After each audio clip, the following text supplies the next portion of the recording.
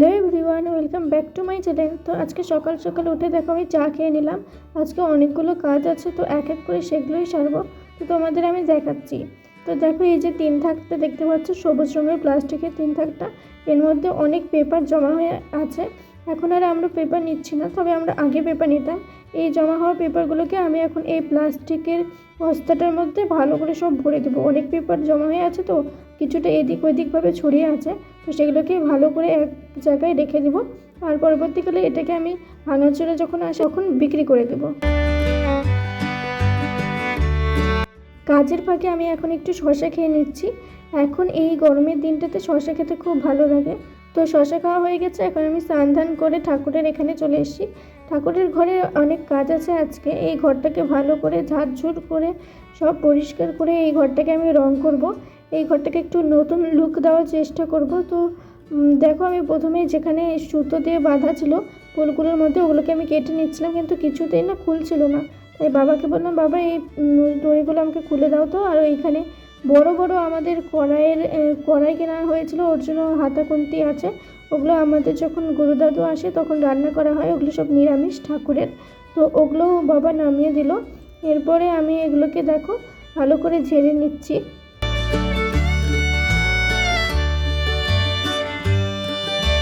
এখন আমি ঠাকুরগুলোকে সব কিছু ভালো করে নামিয়ে নিয়ে তারপরে এক এক করে সিংহাসনকে আলাদা করে আলাদা পাশে একটা জায়গায় রেখে দেবো, যাতে ভাটা না লাগে। তো সেগুলোই আমি এখন করছি। তো দেখো, অনেকটা আজকে টাইম লেগে গেছিলো এক একটা করে এগুলো সরাতে সরাতে। তো তাও সরিয়ে নিলাম। এরপর এটা খুব ভারী ছিল, এটা ঠাকুরের একটা সিংহাসন। মা কিছু কাঠ বেঁচেছিল, সেগুলো দিয়ে একটা পাশের কি বলবো, পাশের একজন লোক ছিল যারা কাঠের কাজ করে, তাদেরকে দিয়ে করিয়েছে। তো খুবই ভারী ছিল ওটা। এবার আমি রং মেশাচ্ছিলাম, কারণ আমি ওই পিছনের টিনের ওই জায়গাটাতে রং করব। তো অল্প একটু এই কালারটা বেঁচেছিলো, আমার মনে হলো এই কালারটা তো দরজা জানলায় এগুলো করেছি, ওখানে আর করার ইচ্ছা ছিল না, তো অন্য একটা কালার বানানোর ইচ্ছা ছিল। তো দেখো, আমার কাছে নীল কালার ছিল, তারপরে লাল কালার ছিল, কালো কালার ছিল, যেগুলো কালার বেঁচেছিলো আমি সব কালার এর মধ্যে ঢেলে দিয়েছি। কিন্তু আমি যে রঙটা চাচ্ছিলাম সেটা কিছুতেই আসছিল না, তাই সব কালার ঢেলে দিয়েছি। তারপরে একটা নতুন একটা কালার হয়ে গেছে। এটা একটা ব্রাউন কালার। এটা কালারটা ভালো, কিন্তু আমি জানি যে ঠাকুর ঘরের জন্য কালারটা একদম সুটেবল হয়নি। তবু কি করব, তবু ওই কালারটাই দিচ্ছি, কারণ আমার কাছে কালার ছিল না সেই মুহূর্তে।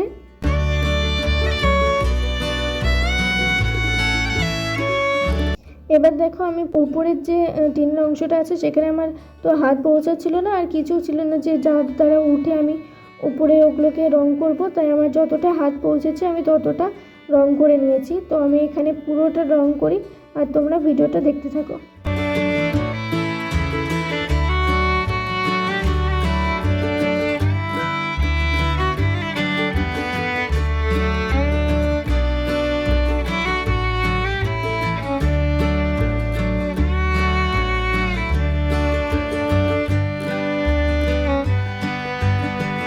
টিনগুলোকে ঝাড় দিয়ে পরিষ্কার করে তারপরে রং করে এই রকম লুকটা আসছে।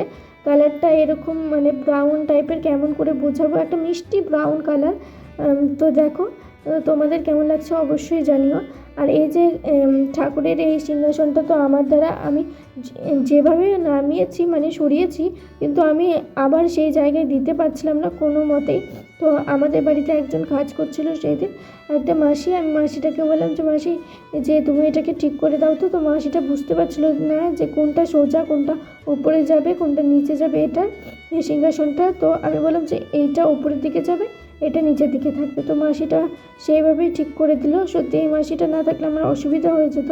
তো মাসিটা ঠিক করে দিল। আমি আর অন্যান্য সিংহাসনগুলো পাশে একদম ঠিক করে রেখে দিলাম।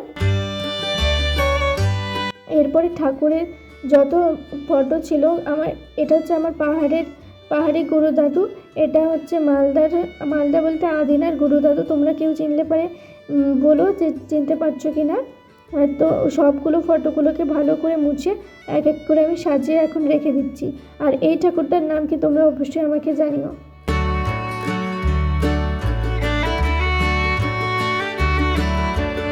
এবার তোমরা ভাবছো যে আমি এই কৌটোটাকে কেন মুছছি। এই কৌটোর মধ্যে কী আছে? কৌটোর মধ্যে আসলে কালী ঠাকুরের একটা ফুল আছে।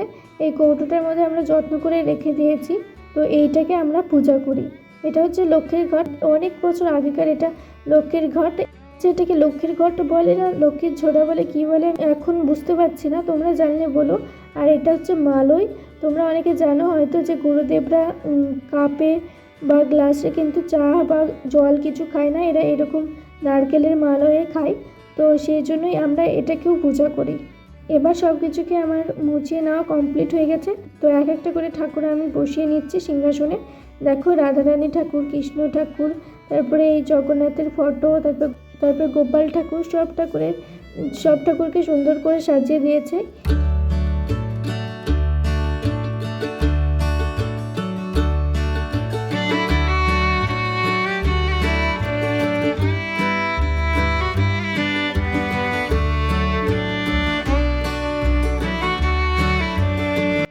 এরপর কিছু কিছু ছবি ছিল যেগুলো টিনের মধ্যে লাগানো ছিল। তো আমি এবার টিনের মধ্যে হুক টাইপের করা আছে, সেগুলোর দ্বারা আমি ওগুলোকে লাগিয়ে নিচ্ছি।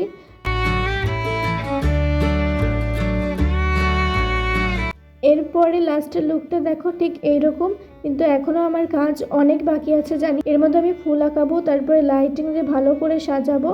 তো এই ঘরটা দেখে নাও তোমরা যে এইরকম। আর হ্যাঁ, ঘরের মধ্যে অনেক ফাঁকা আছে, সেগুলোকেও পূরণ করব। অনেক কাজ আছে, তো অল্প অল্প করে করার চেষ্টা করছি। তো এখন পর্যন্ত তোমাদের লুকটা কেমন লাগছে অবশ্যই আমাকে জানিও।